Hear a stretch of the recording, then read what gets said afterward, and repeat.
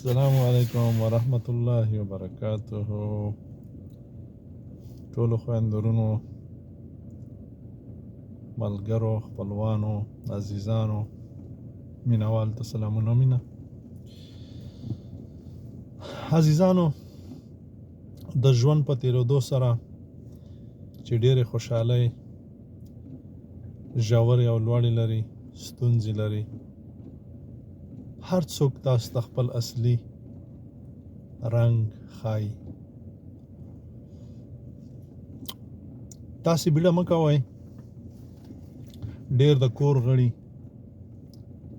خپلوان، ملګري، دوستان ډېر نه پاتې کېږي. په خپله لار د تاسې نه بیلوي. څوک خپل مقصد لاسته راوړي، بریالي کېږي.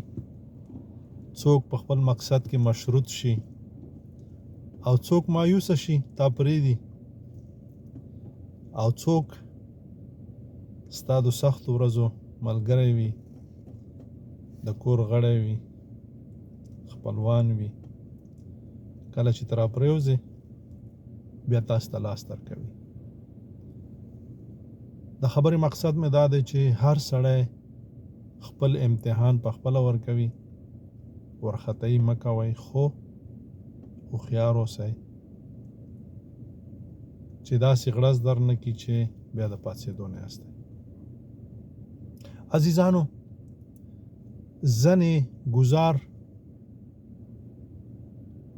که د مال وي، که د تورې وي، که د سوک وي، که د لغتې وي او که د ژبې وي، تل پاتې کېږي. ځکه چې په بد وخت کې درکا یو خبره مو په هیر نشي چې زه تل خبره کوم د خپلې تجربې. کوم چې په ما تیر شوي هغه وایم. زیاتره لوستلې کیسې، حکایات یا اورېدلې یا د بل چا نه وایم. کوم چې په ما تیر شوي دي هغه د تاسو سره شریکوم. دا ځکه چې په ما وشو چې په تاسې ونه شي. زه خپل ځان، د خپلې کورنۍ او ستاسې مسؤل شمیرم. زه وایم چې زه هر څه کولی شم د تاسو سره شریک کړم، که هغه مالي مرسته وي، که هغه خپل اندونه وي، که هغه خپلې تجربې وي، که هغه خپلې ستونزې وي.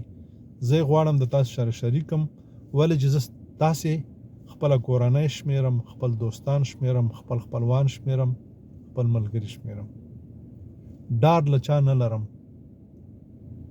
چا چې د ما سره څه وکړل هغه او خدای، او زه چې څه کوم زه او خدای. الله مو ښاد و آباد لره. ژوندي اوسئ، ورخته‌یي مه کوئ. ښه ملګري ولرئ، داسې ملګري ولرئ چې سبا تاسې راوغورځېږئ تاسې ته لاس درکړه. البته په خپل ژوند کې به داسې ملګري هم ولرئ چې کله راوغورځېږي او په دې څټ کې لغت هم درکړه. ما سره دا کارونه وشول. د راغورځېدو په حالات کې چې ښه راباندې خبر ولیده چې دا سړی په ښکته روان دی، د ژبې ګزار یې راباندې وکړه، د مال ګزار یې راباندې وکړه، او د هغه ټپونه چې تر مرګه به یې زه په هیر نه کړم او ځان سره به یې قبر ته وړم راباندې وکړل. خو په خوا کې د لوی رب حمد و ثنا بیانوم چې داسې ملګري مې هم لرل چې داسې یې راونیوم او نیغ یې راوچت کړم. څومره چې زه هم د هغې نه یې اوچت کړم. زما د خبرو مقصد دا نه دی چې ټول خپلوان، ټول د کور غړي، ټول ملګري، ټول دوستان بد دي. نه، بد او ښه خپل اصلي شکل په خپله ښایي. تاسې مازې ورته ګورئ. خو زما د خبرو مقصد دا دی چې دومره ودم نه اوسئ چې یو وخت کې د راپاڅېدو نه شئ. الله مو ښاد و آباد لره. دا ژوند ډېر اړین دی، خو ډېر لږ دی. ډېر خوندونه پکې شته دی، ډېرې بریاوې پکې شته دی، ډېرې ستونزې او ډېرې ناکامۍ پکې شته دی. دا به په شریکه حل کوو، د ژوند نه به په شریکه خوند اخلو. یو اندونه به یو د بل سره شریکو، یو بل ته به لاس ورکوو، یو د بل نه به قربانیږو او مخکې به ځو.